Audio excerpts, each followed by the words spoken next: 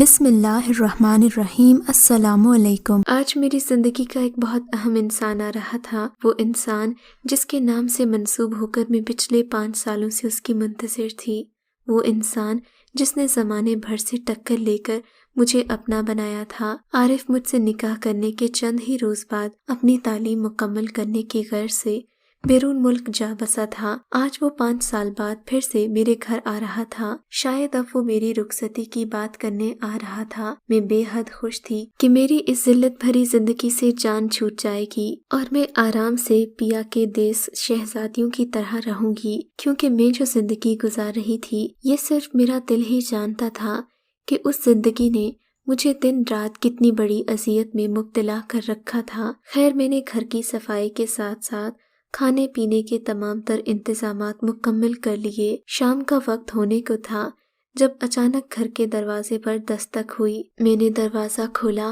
تو حسب توقع سامنے عارف کھڑا تھا۔ اسے دیکھتے ہی ماں نے اس کے سر پر ہاتھ رکھا اور اسے اندر لے آئی۔ وہ ہمیشہ سے بڑا مؤدب ثابت ہوا تھا۔ خاموشی سے اماں کے پیچھے چلتا مہمان خانے میں آ کر بیٹھ گیا۔ گھر پر اماں کے علاوہ ابا بھی موجود تھے، لیکن بیماری کی وجہ سے وہ بستر کے ہو کر رہ گئے تھے۔ اس وقت وہ گہری نیند سو رہے تھے۔ میں عارف کے لیے چائے لے کر آئی تو ہمارے درمیان محض رسمی سلام دعا کا تبادلہ ہوا۔ اس کے بعد وہ چائے پیتے پیتے میری جانب بہت گہری نگاہوں سے دیکھتا، جن کے ساتھ ہی میں مزید سمٹ جایا کرتی۔ لیکن آج اس کی آنکھوں میں ایک عجیب سا احساس تھا، نہ جانے وہ کیا تھا جسے میں سمجھ نہیں پائی۔ مجھے دیکھتے ہی وہ ایک دم بولا، آنٹی، سنا ہے آپ کی بیٹی شعر بہت اچھے پڑھتی ہے، میں بھی سننا چاہتا ہوں، اگر آپ کی اجازت ہو تو۔ عارف کی یہ بات کہنے کی دیر تھی کہ میں ایک دم چونک سی گئی، مگر میں نے اپنے جذبات کو قابو کرتے ہوئے کہا، نہیں، ایسی تو کوئی بات نہیں۔ میں اپنی بات مکمل نہیں کر پائی تھی کہ اماں نے میری جانب دیکھا اور بولی، بیٹی، تمہارا شوہر ہے، کوئی فرمائش کر رہا ہے تو پوری کر دو۔ اماں کی بات سن کر میرا دل مٹھی میں آ گیا۔ عارف کی نظریں متواتر میرے چہرے پر مرکوز تھیں، جیسے وہ میرے چہرے کے تاثرات پڑھ رہا ہو یا پھر اس چہرے سے کچھ کھوج رہا ہو۔ میں نے نگاہیں جھکا لیں اور شعر پڑھنے لگی۔ عارف دل ہی دل میں نہ جانے کیا سوچ رہا تھا، کیونکہ شعر ختم ہو جانے کے چند منٹ تک وہ کسی گہری سوچ میں مبتلا تھا۔ اماں کے پکارنے پر ایک دم چونک کر اماں کی جانب دیکھنے لگا اور ساتھ ہی مجھے خوب داد دی، لیکن اس کے داد دینے کا انداز بالکل ایسے تھا جیسے کسی بازاری عورت کے حسن کی تعریف کی جاتی ہو۔ میرا دل کسی گہری کھائی میں دھڑکتا محسوس ہوا۔ اگلے ہی لمحے عارف نے ماں سے کہا، آنٹی، میں نے کبھی آپ کا گھر نہیں دیکھا، اجازت ہو تو آج دیکھ لوں؟ اماں نے جھٹ سے کہا، کیوں نہیں، ضرور دیکھو۔ اور پھر اماں نے میری طرف رخ موڑ کر کہا، جاؤ مناہل بیٹا، تم عارف کو گھر دکھاؤ، میرے تو پیر میں درد ہو رہا ہے، میں نہیں چل سکتی۔ اماں کے کہنے پر میں خاموشی سے اٹھ کھڑی ہوئی، لیکن دل کو کسی انجانے خوف نے اپنے گھیرے میں لے رکھا تھا۔ عارف بڑی ہی خاموشی اور سست روی سے قدم بڑھاتا چلا جا رہا تھا۔ مہمان خانے سے باہر نکلتے ہی اس نے کہا، میں پورا گھر نہیں، صرف تمہارا کمرہ دیکھنا چاہتا ہوں۔ یہ سن کر مجھے ذرا تعجب ہوا، لیکن پھر خاموشی سے میں اپنے کمرے کی جانب چل دی۔ وہ کمرے میں قدم رکھتے ہی جیسے ٹھٹک سا گیا۔ اس نے ایک نظر میری جانب دیکھا اور بولا، یہ سامنے کھڑا چمچماتا سکارف تمہارا ہے؟ اس وقت میرے دل پر آسمانی بجلی گری ہو گویا۔ میں نے خود کو نارمل رکھتے ہوئے کہا، ہاں، میرا ہی ہے۔ تبھی میرے منہ پر عارف نے ایک سناٹے دار تھپڑ رسید کر دیا۔ تم ایسی نکلو گی میں سوچ بھی نہیں سکتا تھا۔ میں سمجھتا رہا کہ میری مناہل اتنا غلط کام نہیں کر سکتی، لیکن میں کیسے بھول گیا، اس دنیا میں کوئی بھی ویسا نہیں جیسا نظر آتا ہے۔ آج تو یہ بات ثابت ہو گئی۔ میری آنکھوں سے آنسو برسنے لگے، لیکن وہ سب عارف کہاں دیکھ پا رہا تھا۔ اس سے پہلے کہ میں احتجاج کرتی یا کچھ کہہ پاتی، وہ خاموشی سے وہاں سے چلا گیا۔ وہ بھی انہی مردوں میں سے نکلا تھا جو صرف تصویر کا ایک رخ دیکھ کر خود ہی بہت کچھ سوچ بیٹھتے ہیں۔ میں نے اپنے آنسو صاف کیے اور امی کے سامنے عارف کے اس قدر عجلت میں جانے کا بہانہ سوچنے لگی، کیونکہ فی الوقت یہ ضروری تھا۔ خیر، جیسے تیسے وہ شام گزر گئی، لیکن ساری شام میری آنکھوں سے آنسو ابلتے رہے۔ فجر کی اذان کے ساتھ میں نے نماز پڑھنا شروع کی اور رب کے دربار میں اپنے گناہوں کی معافی مانگی، کیونکہ صرف وہی تھا جو میرا سچ جانتا تھا۔ دن چڑھ آیا تھا، ہر کوئی حسب معمول اپنے کام کرنے لگا، لیکن جیسے ہی دوپہر ڈھلنے کو آئی، ایک مرتبہ پھر سے دروازے پر دستک ہوئی۔ مجھے لگا کہ عارف آیا ہوگا، شاید اپنی غلطی کی معافی مانگے، سو میں تیزی سے دروازے کی جانب بھاگی، لیکن دروازہ کھولتے ہی ساری امیدیں دھری کی دھری رہ گئیں۔ سامنے سیاہ کوٹ میں ملبوس کوئی شخص کھڑا تھا۔ اس نے مجھے ایک لفافہ پکڑایا اور واپس لوٹ گیا۔ میں نے ہمت کر کے لفافے کو کھولنا چاہا تو اس میں رقم تھی، ساتھ ہی ایک کاغذ تھا۔ میں نے تیزی سے کمرے میں جا کر کاغذ کو کھولا تو میرے ہاتھ کانپنے لگے۔ میرا تو دماغ گویا سن ہو کر رہ گیا تھا۔ جی چاہا کہ زمین پھٹے اور میں اس میں دھنس جاؤں۔ مجھے اس گناہ کی سزا ملی تھی جو میں نے اپنی لذت کے لیے نہیں کیا تھا۔ عارف نے میرے منہ پر طلاق نامہ دے مارا، اور وہ رقم حق مہر کی تھی جو اس نے مجھے بھیجی تھی۔ یہ رقم مجھے خود پر حرام محسوس ہو رہی تھی۔ کتنی ہی دیر میں اپنے کمرے کو اندر سے کنڈی لگائے بستر پر بے سدھ لیٹی رہی۔ آنسو خاموشی سے تیرتے ہوئے تکیے کو بھگو چکے تھے۔ میں اسی لال اسکارف کو ٹکٹکی باندھے دیکھ رہی تھی۔ شام دوپہر میں ڈھلنے لگی۔ میرا ماضی میری آنکھوں کے گرد چکر کاٹ رہا تھا۔ مجھے یاد ہے ان دنوں ابا کی طبیعت بہت خراب رہنے لگی تھی۔ اماں کو شوگر تھی، جس کی وجہ سے ان کے پیر کا زخم پیپ سے بھر چکا تھا۔ ڈاکٹر کہتے تھے کہ پاؤں کا آپریشن کرنا پڑے گا، لیکن میرے پاس اتنے پیسے کہاں تھے کہ اماں کا آپریشن کروا سکتی۔ میں نے بچوں کو ٹیوشن پڑھائی، لیکن اس سے بھی کوئی فائدہ نہیں ہوا۔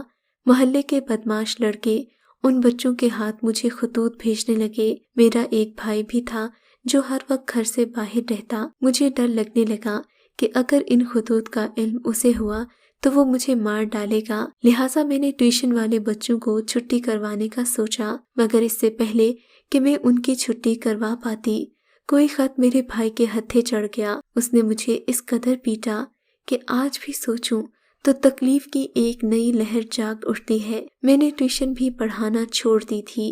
گھر سے باہر جا کر کام کرنے کا سوال ہی پیدا نہیں ہوتا تھا، کیونکہ میری ماں میرے حسن سے ڈرتی تھی۔ وہ مجھے باہر جانے نہیں دیتی تھی۔ گھر کے حالات برے سے برے ہو رہے تھے۔ ایک روز میں نے بھائی سے کہا، بھائی کوئی کام دھندا شروع کرو، ورنہ گھر کا خرچ کیسے پورا ہوگا؟ میری بات سنتے ہی وہ آگ بگولا ہو گیا اور بولا، تم سے میرا گھر پر بیٹھنا دیکھا نہیں جاتا، ٹھیک ہے میں یہاں سے چلا جاتا ہوں۔ میں بھیا کی منتیں کرنے لگی، لیکن اس نے میری ایک نہیں سنی اور لڑتا جھگڑتا گھر سے باہر نکل گیا۔ اس کے بعد میرا بھائی کبھی لوٹ کر واپس نہیں آیا۔ اب میں نے ہی گھر کو سنبھالنا تھا۔ میں نے اپنی دوست کے مشورے پر کام کرنا شروع کر دیا، لیکن وہ کام میرے لیے وبال جان بن گیا۔ پہلے تو میں اس بات پر حیران ہوئی، لیکن میں بے حد مجبور تھی۔ مجھے اس کام کے علاوہ کوئی دوسرا راستہ نظر نہیں آیا۔ میں اپنے کمرے میں گئی، دروازے کو اندر سے کنڈی لگا کر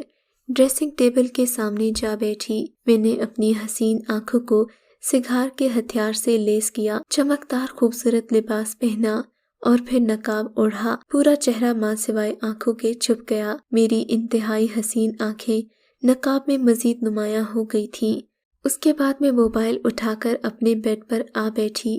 میرے ہاتھ کپ کپا رہے تھے، لیکن مجھے ہر حال میں کرنا تھا۔ میں نے پہلے ایک ویڈیو ریکارڈ کی، اسے سیو کی اور اپنی دوست کے بنائے ہوئے فیس بک پیج پر لائیو آ گئی۔ شروع میں تو دیکھنے والا کوئی نہیں تھا، لیکن پھر چاہنے والوں کی بھرمار ہو گئی۔ اب میں روز اپنی آنکھوں کو خوبصورت میک اپ سے سجا کر سرخ اسکارف تلے چھپاتی اور اپنے چہرے کو بھی نقاب میں چھپا لیتی۔ پھر فیس بک پر لوگوں سے ایسی ایسی باتیں کرتی جو کسی عزت دار گھرانے کی لڑکی نہیں کرتی تھی۔ شروع میں مجھے بے حد جھجک محسوس ہوتی، لیکن آہستہ آہستہ یہ میری زندگی کا حصہ بننے لگا۔ پھر میں نے ایک یوٹیوب چینل بھی بنا لیا جس پر اپنی ہی ویڈیوز لگا لیا کرتی تھی۔ میں لوگوں کو گانے سناتی، کئی نوجوان لڑکوں کے لیے شعر پڑھا کرتی، ہزاروں لوگ مجھے داد دیتے، ہر ایک میری آنکھوں اور آواز کا دیوانہ تھا۔ آہستہ آہستہ میری شہرت بڑھنے لگی، میرے فینس کی تعداد ہزاروں سے لاکھوں میں ہو گئی۔ اس مقام تک آنے میں نے اچھی خاصی محنت کی تھی، لیکن یہ میں بھول گئی تھی کہ آج کل ہر انسان جدید ٹیکنالوجی سے متعارف ہو چکا ہے، کہیں کوئی اپنا مجھے پہچان نہ لے۔ کبھی کبھی دل چاہتا کہ یہ سب چھوڑ دوں، مگر میرے پاس کوئی راستہ نہیں تھا۔ آہستہ آہستہ میرے ماں باپ کا اچھا علاج ہونے لگا۔ میں کسی طور پر یہ سب چھوڑ نہیں سکتی تھی۔ جن بہنوں کے بھائی جیتے جی مر جائیں وہ ایسی زندگی گزارنے پر مجبور ہو جاتی ہیں۔ دن ہفتوں، ہفتے سالوں میں گزر گئے۔ کئی بار دل میں خیال آتا کہ اگر عارف کو اس سب کے بارے میں معلوم ہوگا تو میرا کیا بنے گا، اور پھر وہ دن آ ہی گیا جب عارف کے سامنے میرا یہ راز کھل گیا۔ میرا جی چاہتا تھا کہ زمین پھٹے اور میں اس میں غرق ہو جاؤں، لیکن ہم جیسے گنہگاروں کی زندگی اتنی آسانی سے کہاں تمام ہوتی ہے۔ میرے ساتھ بھی ایسا ہی ہو رہا تھا۔ کئی دن عارف کے دیے ہوئے پیسوں کے ساتھ کٹ گئے۔ میں وہ رقم استعمال نہیں کرنا چاہتی تھی، لیکن میرے پاس اور کوئی چارہ نہیں تھا۔ آہستہ آہستہ وہ ختم ہو گئی۔ مجھے پھر سے اس کیمرے اور موبائل کا سہارا لینا پڑا۔ میں روز خود کو ملامت کرتی، لیکن پھر مجبور ہو کر وہی گناہ کر بیٹھتی۔ میں نہیں جانتی تھی کہ میرا یہ گناہ میرے گلے کا طوق بن جائے گا۔ ایک روز مجھے گھر کا سامان لینے باہر جانا پڑا۔ میری چادر سوکھنے کے لیے ڈالی ہوئی تھی، مجھے مجبوراً لال سکارف سے نقاب کرنا پڑا۔ میں تقریباً سارا سامان لے چکی تھی۔ آخر میں جب میں کپڑے کی دکان پر اماں کے لیے سوٹ لینے کی غرض سے رکی تو وہ دکاندار مجھ سے بلا وجہ بحث کرنے لگا۔ مجھے اس کی بات پر حیرت ہوئی، لیکن مجھے بھی وہی سوٹ چاہیے تھا۔ تقریباً مجھے وہاں بیٹھے آدھا گھنٹہ ہونے کو تھا کہ اچانک کسی نے میرے منہ پر کپڑا رکھا۔ مجھے چکر آتا محسوس ہونے لگا۔ اتنی دیر میں دو لوگ مجھے بازوں سے پکڑ کر تقریباً گھسیٹتے ہوئے دکان سے باہر لے آئے۔ میرے وجود میں اتنی ہمت نہیں بچی تھی کہ میں ذرا سی بھی آواز نکال پاتی۔ میری آنکھیں دھندلا گئی تھیں۔ انہی دھندلی آنکھوں سے آخری منظر یہی دیکھا تھا کہ مجھے کسی گاڑی میں لٹایا جا رہا ہے۔ جب میری آنکھ کھلی تو میں نے خود کو بند کمرے میں پایا۔ اس وقت میں ایک دم ڈر کر اٹھ بیٹھی۔ یہ کون تھا جو مجھے یہاں لے آیا تھا؟ میرا دل مارے خوف کے تھر تھر کانپ رہا تھا۔ میری آنکھوں سے وحشت کے مارے آنسو نکلنے لگے تھے۔ میں نے تھوڑی دیر کے بعد کچھ مردانہ آوازیں سنی۔ کوئی کہہ رہا تھا، یار آج تیرے والی کو ہی لے آئے ہیں، ہمیں وہ نقاب والی حسینہ مل ہی گئی ہے جس کے لیے تم دیوانوں کی طرح گھومتے پھرتے ہو۔ جلدی سے آ جاؤ تاکہ ہمارا بھی انتظار ختم ہو، ہم بھی تمہارے بعد اس حور پری کا چہرہ دیکھیں گے۔ ابھی تو بجلی بھی نہیں ہے، شاید تمہارے آنے کے بعد ہی وہ آ جائے۔ یہ سن کر میرے وجود میں خون کی گردش تھم سی گئی۔ میرا پورا وجود پسینے سے تر ہو گیا۔ میں اللہ سے اپنے گناہوں کی معافی مانگنا چاہتی تھی، لیکن آج یہ بھی نہیں کر سکی، کیونکہ آج اللہ کے حضور ہاتھ اٹھاتے ہوئے بھی مجھے شرم آ رہی تھی۔ یہی دعا کر رہی تھی کہ کوئی معجزہ ہو جائے اور میری عزت بچ جائے، ورنہ یہ درندے میری عزت تار تار کر ڈالیں گے۔ ابھی اس شخص کی بات ختم نہیں ہوئی تھی کہ اچانک کمرے کا دروازہ کھلا، کوئی اندر داخل ہوا۔ کمرے میں اندھیرا تھا، اس شخص کا چہرہ میں دیکھ نہیں پائی۔ اس کے ہاتھ میں ایک ٹارچ تھی جسے اس نے میرے نقاب میں چھپے چہرے پر لگا رکھا تھا۔ اندر داخل ہوتے ہی اس نے ایک زوردار قہقہا مارا، جسے سن کر مجھے اتنی کرہت ہوئی، میرا جی چاہا کہ اس کے چہرے پر تھوک ڈالوں، مگر میں بے بس ہو گئی تھی۔ وہ آگے بڑھ رہا تھا اور اپنی ناپاک زبان سے میرے لیے بیہودہ باتیں بول رہا تھا۔ آج اتنے سالوں بعد تم میرے ہاتھ آ ہی گئی۔ اس کی باتیں سن کر میرا دل دھڑکنا بند ہو گیا۔ یہ آواز مجھے بے تحاشا شناسا سی لگ رہی تھی، مگر میں سمجھ نہیں پائی کہ یہ کون ہے۔ وہ میرے قریب آیا اور بولا، میں صرف تمہاری ان خوبصورت نگاہوں کا اسیر ہوں، تمہارے چہرے سے مجھے کوئی غرض نہیں۔ یہ سب کہتے ہوئے وہ میری آنکھوں پر ٹارچ لگائے مسلسل مجھے گھور رہا تھا۔ روشنی میں میری آنکھیں چندیا سی گئیں۔ وہ بالکل پاگل لگ رہا تھا۔ تھوڑی دیر کے بعد وہ واپس مڑ گیا۔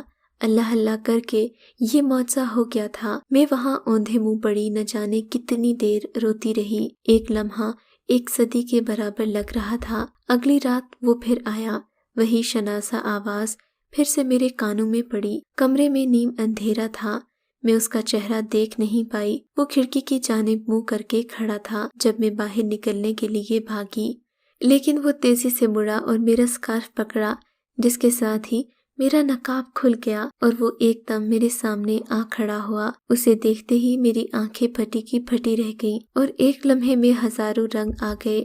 وہ میرا سگا بھائی مبین تھا، جسے آج میں نے دیکھا بھی تو اپنے سوداگر کے روپ میں مجھے دیکھتے ہی اس نے ایک زوردار چیخ ماری اور یوں ایک اچھا خاصا نوجوان ایک جھٹکے میں زمین بوس ہو گیا۔ شاید یہی میرے گناہوں کی سزا تھی۔ مبین کی چیخ سن کر اس کے باہر کھڑے پہرے دار دوست کمرے میں آ گئے۔ سب اس کی حالت دیکھ کر چونک گئے۔ میں نے اسی پریشانی کا فائدہ اٹھایا اور وہاں سے بھاگ نکلی۔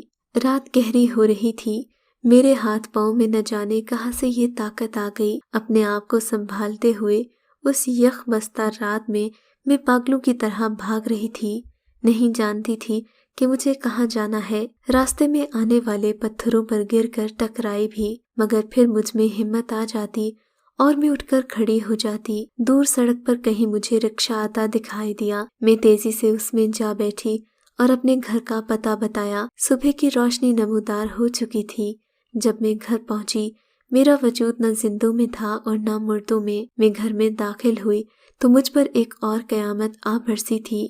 میرے ابا کا انتقال ہو گیا تھا۔ اماں بھاگتی ہوئی میرے پاس آئی اور مجھے بری طرح پیٹنے لگی۔ کہاں چلی گئی تھی تو؟ تیرا باپ تیری یاد میں موت کے منہ میں چلا گیا۔ اماں کی حالت دیکھ کر مجھے خود پر غصہ آنے لگا۔ تھوڑی دیر میں محلے والے بھی جمع ہو گئے۔ ہر کوئی مجھے سوالیہ نگاہوں سے دیکھ رہا تھا۔ ظاہر ہے مجھے لوگوں کو اس بات کا جواب بھی دینا تھا کہ میں رات گھر سے باہر گزار کر کہاں سے آئی ہوں۔ میرے ابا کی چارپائی اٹھا کر قبرستان کی طرف لے جائی جا رہی تھی اور میں وہیں زمین پر بیٹھی زارو قطار خاموشی سے آنسو بہا رہی تھی۔ اماں مجھے روتے پیٹتے اور کوستے ہوئے اٹھا کر وہاں سے کمرے میں لے آئیں۔ انہوں نے مجھے بتایا کہ رات کو ابا کی طبیعت خراب ہو گئی تھی اور تم گھر پر نہیں تھیں۔ کھانستے کھانستے ان کی جان نکل گئی۔ یہ کہہ کر اماں پھر سے رونے لگی۔ تو کہاں چلی گئی تھی؟ اماں نے مجھے اپنے سینے سے لگا لیا۔ ہم ماں بیٹی پھوٹ پھوٹ کر رونے لگے۔ ایک ماں ہی بیٹی کے دل کا حال سمجھ سکتی ہے۔ اماں نے مجھ سے کوئی سوال نہیں کیا۔ پھر ابا کی موت کو چند دن ہی گزرے تھے کہ محلے والوں نے ہمیں نکال دیا۔ وہ ایک گھر ہی ہمارا واحد سہارا تھا۔ ہم نے وہ گھر بیچ دیا اور دوسرے گاؤں میں کرائے کے مکان میں رہنے لگے۔ یہ راز آج تک میرے دل میں محفوظ ہے کہ رات کو کیا ہوا تھا۔ میرے بھائی کو میں نے دوبارہ کبھی نہیں دیکھا۔ میں ہر وقت اللہ سے معافیا مانگتی ہوں کہ میرے گناہوں کو معاف کر دے۔ اس نئے محلے میں نے اپنی نئی پہچان بنا لی ہے۔ میں کیسے بھول سکتی تھی کہ بے شک ساری دنیا ہمیں چھوڑ دے، لیکن اللہ کبھی نہیں چھوڑتا۔ اب میں نے اپنے رب کا سہارا لیا ہے۔ میں محلے کے بچوں کو قرآن پڑھاتی ہوں اور باقی وقت اپنے گھر کے کاموں اور اماں کی خدمت میں گزارتی ہوں۔ شاید اللہ نے مجھے معاف کر دیا، تبھی محلے کے لوگ ہماری عزت کرتے ہیں۔ لیکن ایک بات میں آپ سب سے پوچھنا چاہتی ہوں، کیا مجھے اس رات کا راز اپنی ماں کو بتا دینا چاہیے یا پھر زندگی اسی طرح خاموشی سے چلتی رہے جیسے کچھ سالوں سے چل رہی ہے؟ اگر آپ کو ہماری کہانی اچھی لگی ہے تو اردو کہانی سینٹر کو سبسکرائب کیجیے اور ہماری ویڈیوز سب سے پہلے دیکھنے کے لیے بیل آئیکن کو ضرور کلک کیجیے۔ اور ہاں، کامنٹ سیکشن میں اپنی رائے کا اظہار کرنا مت